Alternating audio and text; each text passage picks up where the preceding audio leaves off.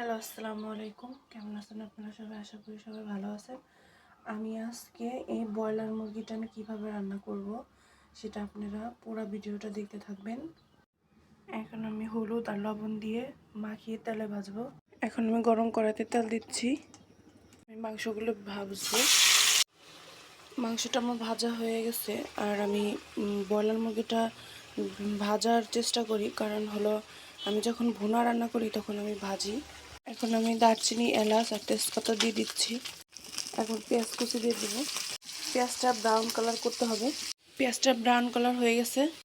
এখন আমি এই চামচের 2 চামচ রসুন বাটা দেব, 1 চামচ আদা বাটা দেব, আর দিব টমেটো কুচি। এই চামচের 2 চামচ শুকনো মরিচের ফাঁকি, আর 1 চামচ দেব হলুদের ফাঁকি, হাফ চামচ দেব ধনিয়া ফাঁকি, 1 চামচ জিরা গুঁড়া, হাফ চামচ লবণ দেব, কারণ মাংসটা লবণ দিয়ে ভেজেছি তার জন্য কম দেব।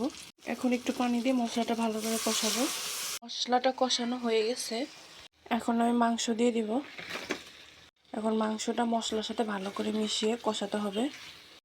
আমার মাংসটা মশলার সাথে কষানো হয়ে গেছে। এখন আমি পানি দিব অল্প পরিমাণ, কারণ আমি মাংসটা ভুনা ভুনা রাখবো। আমি মাংসতে পানি দিয়ে দিয়েছি। এখন আমি 10 মিনিট অপেক্ষা করব হওয়ার পর্যন্ত। আমার মাংসটা রান্না কমপ্লিট হয়ে গেছে। এখন আমি মশলা গুঁড়া দিয়ে নামিয়ে ফেলবো। কেমন হয়েছে রান্নাটা আমার অবশ্যই কমেন্টে জানাবেন।